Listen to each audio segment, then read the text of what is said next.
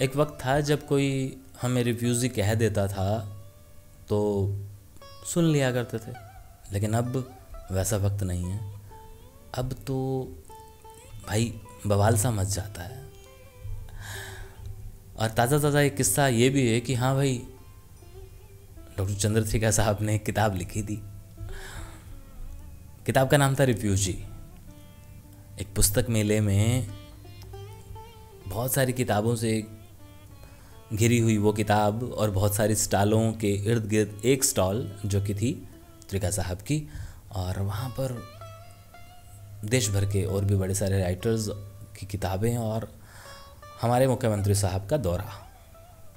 यूं ही या यूं कह लें कि वो सीन को अगर यूं बदल दें कि वो एक एग्जीबिशन नहीं थी, वो कोई पुस्तक मेला नहीं था, लेकिन एक जगह एक किताब थी और मुख्यमंत्री साहब जब मनोहर खट्टर थे, क्योंकि अब वो नहीं है, मुख्यमंत्री नहीं है, तो उनकी नज़र उस किताब पर पड़ी। उन्होंने चंद कदम वापस लिए और उस किताब के पास आए, कुछ सफ़े पलटे और वापस रखी।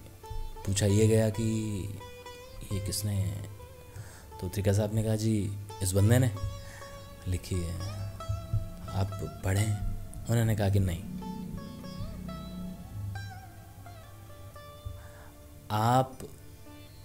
मैं इस किताब को तब पढ़ूंगा जब आप इस पुस्तक का नाम बदल देंगे।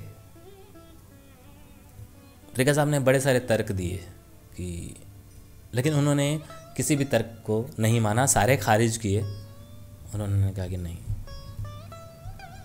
मैं नहीं पढ़ूंगा। इन्होंने कहा कि नहीं, मैं नहीं बदलूंगा, मतलब मुझे नहीं लगता। लेकिन कलाकार ऐसा होता है कि उसके जहन में कोई बात अगर बैठ जाए ना, फिर वो तो किताब इतनी अच्छी खूबसूरत, अंदर सारा मटेरियल इतना, लेकिन उन्हें कहीं ना कहीं ये लगता रहा कि यार एक बंदा जो डिज़र्व करता है इसे पढ़ना, वो सिर्फ इसलिए नहीं पढ़ रहा। उन्होंने खुद उसे कई दफ़ा किया, पढ़ा, और पता नहीं क्या सोच के वो किताब रिलीज़ होती है। फिर से एक पुस्तक मेला और एक एग्जीबिशन, और उस किताब का नाम होता है 75 वर्ष पहले। मुख्यमंत्री साहब वो किताब उठाते हैं और साथ में लेके जाते हैं।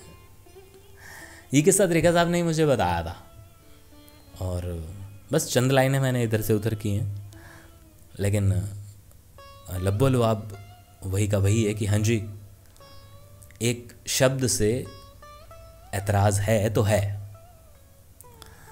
अब ये बात करते करते भाई मुझे भी तो अपनी बात कहने का अधिकार है कि भाई मुझे अगर सराइकी से एतराज़ है तो है।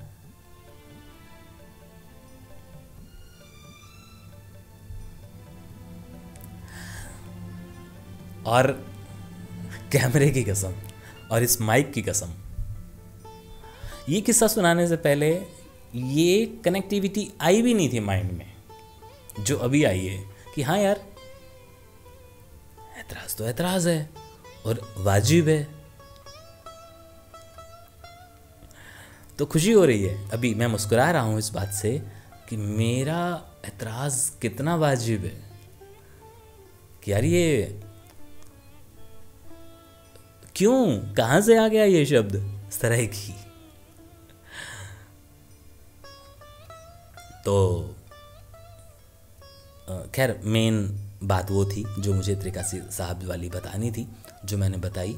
और सच कहूँ तो किताब का नाम नहीं याद आ रहा था कौन सा है, जो बाद में रखा गया। और वीडियो को रिकॉर्ड करने से पहले सर को कॉल भी किया, सर शायद मसरूफ़ होंगे, नहीं फ़ोन ले पाए, तो उन्हीं के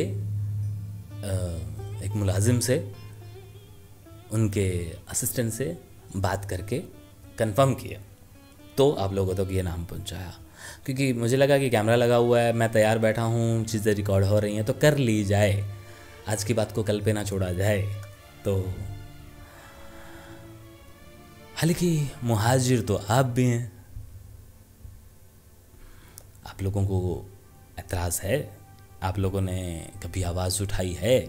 अगर उठाई है तो ज़रूर बताइएगा। अब आप समझ गए होंगे कि मैं आपको क्यों मुखातिब हो रहा हूँ, शुक्रिया। लेकिन चलते चलते ये बात तो कनेक्ट होती है तो बता ही देनी चाहिए, सुना ही देनी चाहिए, क्योंकि राणा साहब की आवाज़ में तो मेरे पास है नहीं। अब मैं राणा कन्नौरी साहब की बात नहीं कर रहा हूँ, मैं राणा मुनव्वर की बात कर रहा हूँ, जो कहते हैं कि मुहाजिर हैं मगर हम एक दुनिया छोड़ आए हैं। मुहाजिर हैं मगर हम एक दुनिया छोड़ आए हैं। तुम्हारे पास जितना है हम उतना छोड़ आए हैं। शुक्रिया।